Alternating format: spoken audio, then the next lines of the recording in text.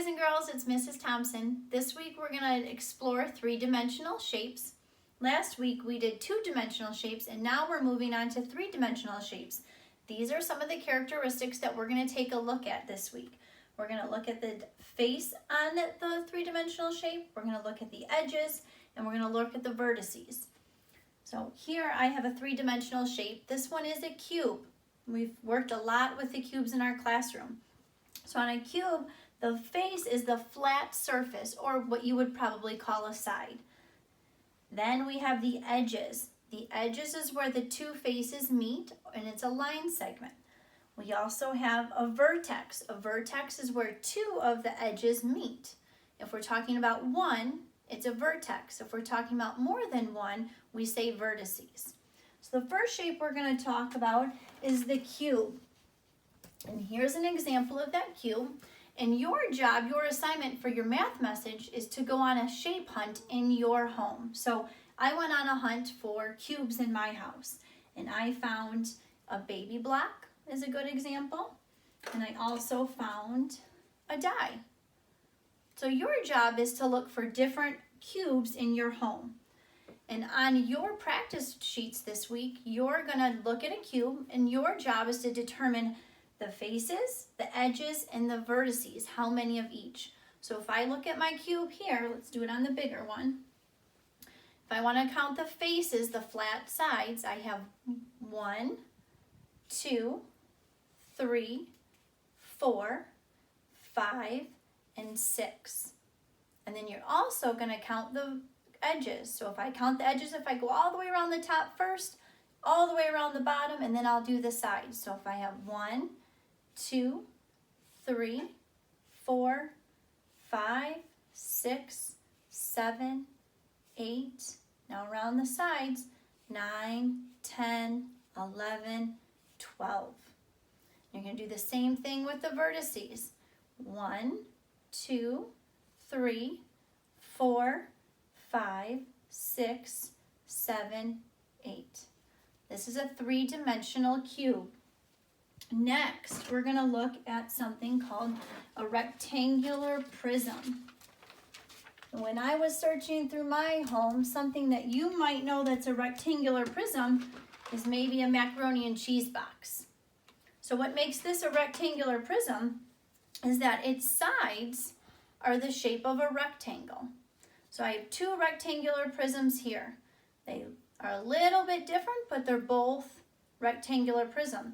This one's kind of shorter and more plump, and this one's a little bit tall and skinnier, but they're both rectangular prisms. Just like if I were to look at the macaroni cheese box and maybe a cereal box, they're both rectangular prisms.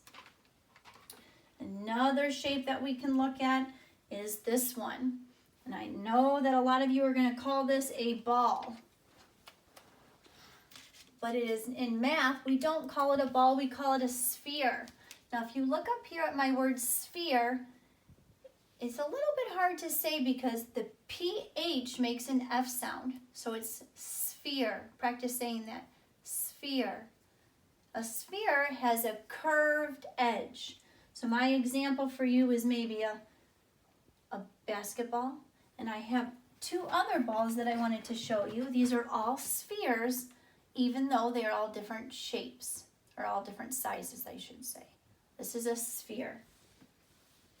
The next shape I want to go over is called a cylinder.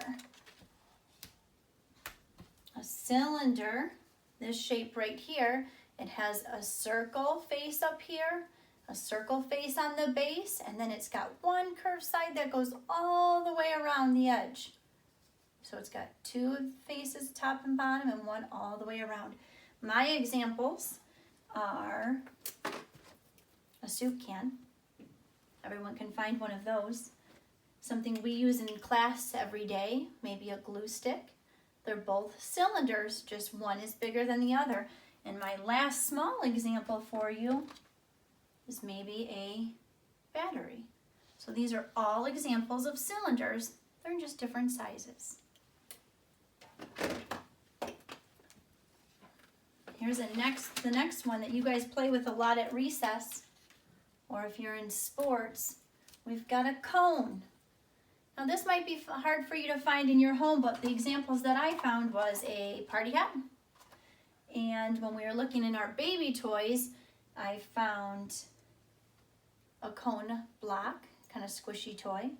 And a lot of times if you flip them upside down from the party hat, it looks like an ice cream cone.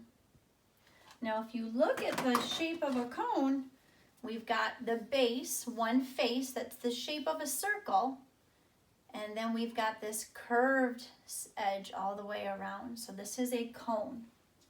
And the last shape that I'm going to share with you is a pyramid. This one might be difficult for you to find in your home. I had to really think, and the only one that I was able to come up with in my house was another baby toy.